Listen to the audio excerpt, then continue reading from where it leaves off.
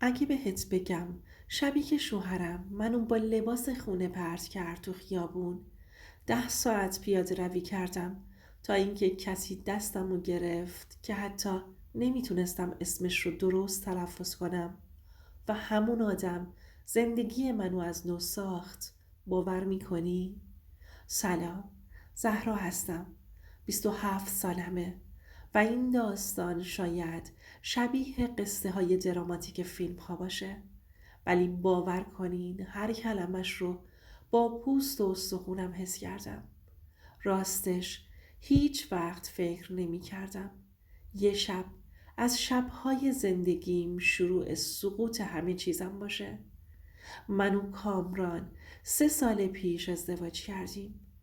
ازدواجی که از بیرون شاید معمولی به نظر می اومد، اما از روز اول یه سایه عجیب مثل مه روی زندگیمون افتاده بود. اسم اون سایه هم اقدس خانم بود، مادر شوهرم. از همون روز عقد، حتی نمیخوام بگم از روز عروسی، از همون روز عقد حس کردم با من سر سازگاری نداره. نه اینکه بگه خوش اومدی، نه اینکه بگه خونه یه پسرم راحت باش، هیچی. فقط یه نگاه سرد که انگار میگفت تو کی هستی که اومدی سر راه زندگی پسر من؟ اما کامران عاشق بود. حداقل فکر میکردم عاشقه. یه جوری نگام میکرد که میگفت تو همونی هستی که میخوام. و منم منم دلم روشن بود. گفتم زندگی رو میسازیم. کم کم مادرشم با هم راه میاد. ولی اشتباه کردم. خیلی هم اشتباه کردم. اوایل دخالت ها کوچیک بود. مثلا میگفت چرا این غذا رو اینجوری درست کردی؟ یا این رنگ لاک مناسب زن شوهردار نیست؟ یا بهتره اینطوری نشینی جلوی کامران؟ ولی کم کم تبدیل شد به چیزهای جدی‌تر. اینکه چی بپوشم، کی برم حمام، چقدر به خانوادم سر بزنم و چطور با کامران حرف بزنم. خلاصه هر چیزی که مربوط به زندگی من بود باید اول از فیلتر نگاه تیزش رد می شد. کامران کامران انگار هیچ کدوم اینها رو نمیدید. مثل همیشه سرش تو گوشیش بود. سر کار گوشی، خونه گوشی، مهمونی گوشی. و وقتی بهش میگفتم کامران تو چرا یه چیزی به مامانت نمیگی؟ میگفت تو حساس شدی زهرا. مامان که کاری نداره. من داشتم له می شدم. اما چیزی که واقعا منو از بین برد اون شبی بود که تقدیر من عوض شد. شب سردی بود. هوا مثل یخ بود.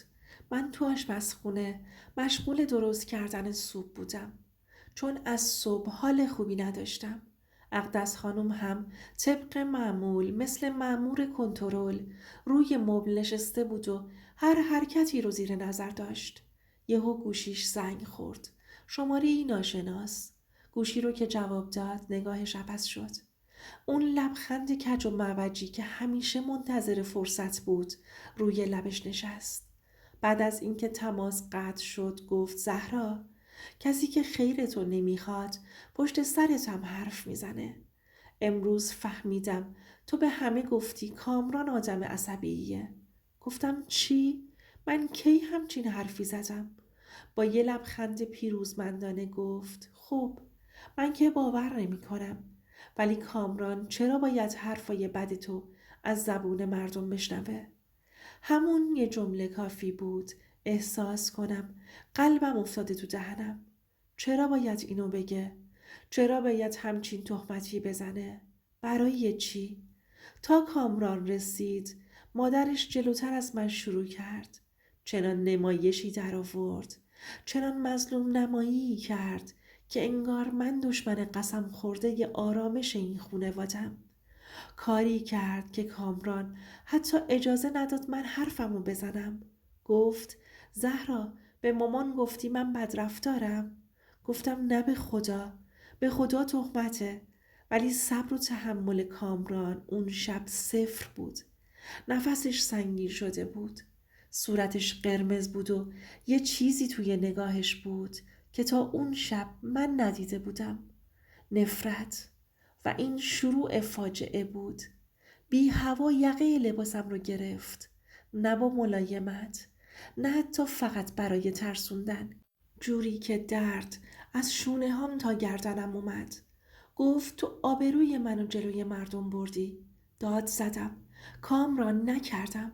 قسم میخورم نکردم. اما انگار نه انگار. وقتی مردی تصمیم میگیره نشنوه، نمیشنوه. اقدس خانوم پشت سرش ایستاده بود. لبخند کوچیکی گوشه لبش داشت. انگار بالاخره داشت چیزی رو میگرفت که ماها دنبالش بود. کامران منو هل داد طرف در. پام خورد به لبه فرش. نزدیک بود بیفتم. هنوز داشتم میگفتم کامران به خدا دروغ میگه. اما اون با یه سردی عجیب در رو باز کرد و گفت تا وقتی از رفتارت پشیمون نشدی برنگرد. گفتم کیفم، گوشیم، چادرم. گفت هیچی نمیبری و بعد در بسته شد. یه جفت پا پشت در موند که مال من بود و یه قلب شکسته که اونم مال من بود.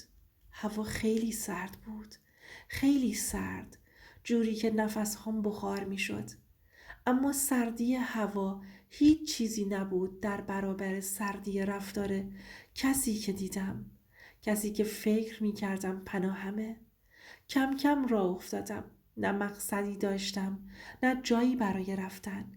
حتی جرأت نمی کردم برم خونه خانوادم. آخه چی می گفتم؟ شوهرم از خونه انداختتم بیرون چون مادرش گفت که من بد گفتم. 10 ساعت پیاده روی کردم. 10 ساعت گریه کردم. 10 ساعت با خودم حرف زدم. 10 ساعت تو سکوت شب گم شدم تا اینکه پاهم دیگه نکشید و همون لحظه بود که یه ماشین مشکی براق لوکس کنارم نگه داشت. شیشه رو پایین داد. مردی با صدای عمیق گفت خانم، این وقت شب اینجا چی کار میکنین؟ من حتی نتونستم جواب بدم. فقط اشک ریختم. گفت بشین داخل، هوا خیلی سرده و من دیگه توان ایستادن نداشتم و نشستم. این شروع داستان من و سامان بود. ماشین گرم بود. سامان یه نگاه گذرا به من کرد. نه نگاه هیس، نه نگاه قضاوت کرد. یه نگاه خنثی، یه نگاه انسان. گفت میخوای برسونمت یه جایی؟ خونت کجاست؟ گفتم نمیتونم برگردم. لطفاً فقط یه جای امن، یه امشب. لحظه ای سکوت کرد، بعد گفت باشه. ولی قبلش یه چیزی بدون. من کاری باهات ندارم. دنبال سود و استفاده هم نیستم. فقط میبرمت یه جایی که صبحش تصمیم بگیری چی کار میخوای بکنی. سر تکون دادم. ماشین حرکت کرد. از خیابونهای شلوغ رد شد. بعد کم کم رفتیم سمت قسمتهای بالاتر شهر. جایی که ویلاها بزرگتر و بزرگتر می شدن. دلم لرزید. گفتم شاید اشتباه کردم. شاید نباید سوار می شدم. اما سامان فقط رادیو رو کم کرد و گفت خانم نترس. تو فقط خسته ای. فردا که حالت بهتر بود هر جا خواستی میرسونمت. رسیدیم به یه ویلای بزرگ. اونقدر بزرگ که من حتی نمیتونستم سقفش رو از تو ماشین ببینم. در اتوماتیک باز شد. ماشین رفت داخل. حیاط به اندازه یه پارک کوچیک بود. گفتم اینجا خونه شماست؟ گفت آره. همین. انگار براش عادی بود. ولی بعد فهمیدم چرا عادی بود. اون مرد یکی از ثروتمندترین آدمهای شهر بود. کسی که اسمش تو اخبار اومده بود. کسی که عکسش روی جلد مجله ها رفته بود. اما اون شب اون فقط یه آدم بود. یه آدم که وسط تاریکی منو دیده بود و من همون شب نمیدونستم تقدیرم داره کجا میبردم. صبح که بیدار شدم حس کردم دارم از یه خواب خیلی عمیق میام بیرون. رخت خواب نرم بود. اتاق گرم و اولین چیزی که ذهنم و قلقلک داد این بود که من کجام. چند ثانیه طول کشید تا یادم بیاد دیشب چی شده. دیشب بارون اشک، سردی خیابون و ماشین مشکی که کنارم وایستاده بود. آروم آروم نشستم روی تختم. یه پتو دورم بود. چادر، کیفم، گوشیم هیچ کدوم نبودن. فقط من بودم و یه اتاق بزرگ و پرده های شیری رنگ. دستگیره در چرخید. قلبم تو گلوم گیر کرده بود. یهو در باز شد و سامان با یه سینی صبحانه وارد شد. لباسهای خونگی پوشیده بود. یه تیشرت توسی و شلوار راحتی. گفت به سلامتی، حالت بهتره؟ به زور لبخند زدم. آره، ممنونم. دیشب واقعا نمیدونم چی میشد اگه شما نمی اومدید. روی میز صبحانه رو گذاشت و گفت وظیفه نبود. ولی آدم وقتی آدمی رو تو اون وضع میبینه باید کاری بکنه. این جملهش هنوز تو گوشمه. وقتی آدمی رو ببینه باید کاری بکنه. نگاهش نه ترحم داشت نه کنجکاوی. فقط یه احترام عجیب توش بود. گفتم ببخشید. اگه باعث درد سر شدم الان میرم. فقط اجازه بدین یه جایی تماس بگیرم. گفت نه، امروز جایی نمیری. یخ کردم. اما ادامهش یه چیز دیگه ای بود. تا وقتی مطمئن نشم حالت خوبه نمیذارم جایی بری. دنیا خیلی بیرحمه. مخصوصاً برای یه زن تنها وسط دعواهای خانوادگی. این بار نگاهش انگار از چیزی خبر داشت. انگار فهمیده بود من چرا اون شب تو خیابون بودم. گفتم میخواین ازم بپرسین چی شده؟ گفت نه، هر وقت دلت خواست بگو. نه زودتر نه دیرتر. نه داوری، نه بازجویی، نه کنجکاوی. همین شد که اون لحظه قطره های اشک از چشمام سرازیر شد. سامان رو به در اتاق کرد و اضافه کرد. پایین اگه خواستی با خدمتکارا حرف بزن. هر چیزی لازم داشتی بگو، ولی فعلا امروز استراحت کن. بعد آروم در و بست و رفت. من موندم با خودم و هزار تا سوال. بعد از صبحانه رفتم پایین. ویلای سامان مثل یه هتل 5 ستاره بود، ولی با یه حس آرامش. نه مثل خونه های پولدارهای مغرور. کارکنان با احترام نگاه می کردند. نه اونجوری که آدم رو قضاوت کنن. همین باعث شد یکم آرومتر بشم. ولی هنوزم تو ذهنم چیزی قلقلکم میداد. چرا منو آورده اینجا؟ چرا انقدر مهربونه؟ چرا انقدر بی حرفه؟ ظهر که شد سامان برگشت. مثل آدمایی که کار جدی دارن. یک کیف چرمی دستش بود.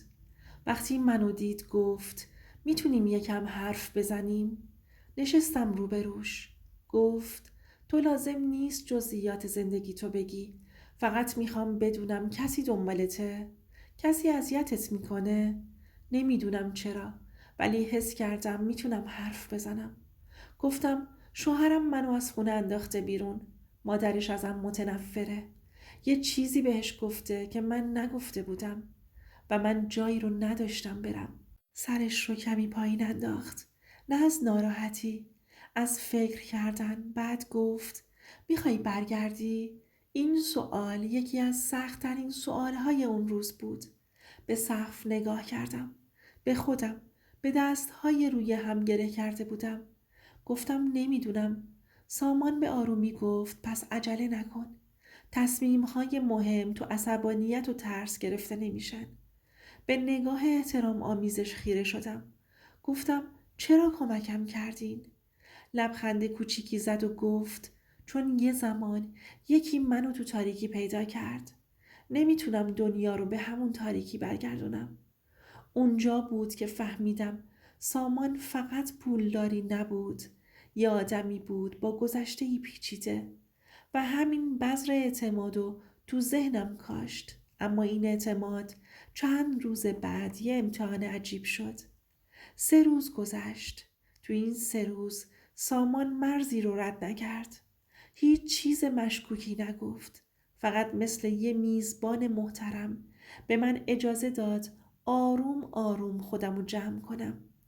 روز سوم بعد از نهار گفت زهرا میتونم یه چیزی بپرسم؟ گفتم بله بپرسین. گفت میخوای چند روز دیگه هم اینجا بمونی؟ نه به عنوان مهمان، به عنوان کسی که باید برای آیندهش تصمیم بگیره. قلبم ریخت. گفتم اما من اینجا. گفت نگران حرف مردم نباش. کسی اینجا چیزی نمیفهمه. من فقط نمیخوام تو الان برگردی وسط اون محیط. چون برمیگردی هم با ترس برمیگردی نه با قدرت. و بعد جمله‌ای گفت که من خشکم زد. من آدم دخالتگری نیستم، اما از تجربه میگم اگه الان برگردی همون شب دوباره تو خیابون خواهی بود. خودم هم میدونستم راست میگه.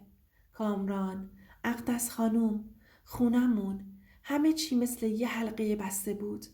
بازگشت یعنی تکرار. گفتم باشه، چند روز دیگه میمونم. سامان فقط گفت تصمیم خوبیه. اما درست وقتی داشتم فکر میکردم زندگی داره رو به آرامش میره، یه اتفاق همه چی رو به هم ریخت. ساعت 7 عصر بود. به اتاقم رفتم که استراحت کنم. یهو صدای دعوا اومد. نه از کارگرا، نه از سامان، از دم در اصلی. رفتم پایین. یخ کردم. کامران بود. با صورتی سرخ، با چشمایی پر از خشم، با اقدس خانومی که پشت سرش ایستاده بود. قلبم ریخت. کامران داد زد. زهرا بیا بیرون. اقدس خانوم گفت تو به چه حقی دختر منو نگه داشتی اینجا؟ سامان اومد جلو، خیلی آروم، خیلی سنگین گفت اینجا کسی دختر شما نیست، زن شماست و خودش تصمیم گرفته و اینجاست. کامران به من نگاه کرد. صدایی لرزون اما آتیشی داشت. زهرا برگرد خونه همین الان. اما برای اولین بار تو زندگیم حس کردم میتونم انتخاب کنم. و اینجا نقطه شروع تغییر من بود. اون لحظه که کامران و اقدس خانوم مقابل سامان ایستاده بودند حس کردم قلبم تندتر از همیشه میزنه. سالها سکوت، تحمل و ترس جمع شده بود و حالا یه تصمیم همه چیز رو تعیین میکرد. چشمام رو بستم و نفس عمیقی کشیدم. یادم اومد که 10 ساعت اون شب پیاده روی کرده بودم. با گریه و درد و سردی و کسی دستم رو گرفته بود. حس کردم دوباره همون قدرت درونم بازگشته. وقتی چشم هام رو باز کردم با صدایی آروم و مطمئن گفتم نمیام. کامران شگفت زده شد. چی گفتی؟ گفتم نمیام. اقدس خانوم همون مادر شوهرم هم خشکش زد. تو؟ سامان فقط ایستاد و نگاه کرد. نه ترس، نه انتقام، فقط آرامش. گفتم من انتخاب میکنم زندگی خودم رو بسازم. نه با حرف کسی، نه با زور، نه با ترس. اینجا میمونم تا وقتی آماده باشم با تصمیم خودم. و همون لحظه فهمیدم این قدرت واقعی من بود. نه پول، نه مرد ثروتمند، نه هیچ کس دیگه. فقط اعتماد به خودم. چند هفته گذشت. زندگی روزمره در ویلای سامان آروم بود. اما من تغییر کرده بودم. دیگه ترس نداشتم. دیگه منتظر دستورات یا نظرات کسی نبودم. سامان فقط در کنارم بود. هیچ دخالتی نکرد. هیچ چیزی از من نمیخواست جز این که زنده باشم، سالم باشم و خودم باشم. این احترام برای من درس بزرگی بود. کارهای کوچیکی انجام دادم. آشپزی کردم و برای خودم غذا درست کردم. روی خودم سرمایه گذاری کردم. مطالعه و ورزش. اعتماد به نفسم برگشته بود و ذهنم آزاد شده بود. و هر بار که فکر می کردم به گذشته دیگه حس ترس و اضطراب رو نداشتم. حس قدرت داشتم. حس این که خودم زندگی خودم رو می سازم. اما روزی رسید که کامران دوباره وارد زندگی من شد. کامران جلوی در ایستاد.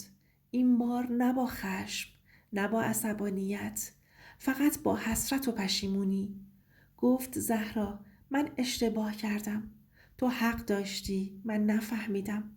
چقدر باهات بدرفتاری کردم. نگاهش کردم. هیچ احساسی جز آرامش و قدرت نداشتم. گفتم میفهمم، ولی حالا هیچ چیزی به گذشته بر نمیگرده. زندگی من دیگه با انتخاب خودم ساخته میشه. کامران فقط سر تکون داد و رفت. اقدس خانم هم مثل همیشه با لبخند تلخ عقب رفت و من برای اولین بار بعد از سالها حس کردم زندگی از آن منه. اون روزها من فهمیدم هیچ کس حق نداره زندگی منو بسازه. هیچ کس نمیتونه منو کنترل کنه و هیچ کس حق نداره ارزش من رو زیر سوال ببره. سامان همچنان کنارم بود، اما این بار نه برای نجات، نه برای محبت، فقط برای اینکه یادم بده چگونه خودم رو نجات بدم. زندگیم تلخ بود، آره، اما قدرت واقعی من بعد از این تلخی زنده شد و من همون جا بود که تصمیم گرفتم هر روزم رو برای خودم بسازم، حتی اگه دنیا علیه من باشه. هر روزم رو با قدرت و اعتماد به نفسم بسازم، نه ترس و اضطراب. دوستای خوبم، اینم از داستان امشب. حالا شما بگید، اگه جای زهرا بودین، بعد از اینکه شوهر و مادر شوهر تا این حد شما رو تحقیر کردن و یکی دیگه دستتون رو گرفت، شما چی میکردید؟ راه خودتون رو انتخاب میکردین یا دوباره برمیگشتید به گذشته؟ پاسخهاتون رو کامنت کنید و به هم بگید و من مشتاقم که بخونم. و اگه تا اینجا هم بودی، ممنونم از صبر و توجهت. هیچ کس ارزشش کمتر از شما نیست. هیچ کس حق نداره شما رو کنترل کنه یا ارزشتون رو تعیین کنه. اگه از این داستان چیزی یاد گرفتی، لطفاً لایک رو بزن. یه کامنت کوچیک هم برام بذار. برای اینکه صداهایی که هنوز شنیده نشده رو شنیده بشه. سابسکرایب کن و زنگوله کنارش رو بزن. زندگی مال شماست و هر روزتون رو باید خودتون بسازین.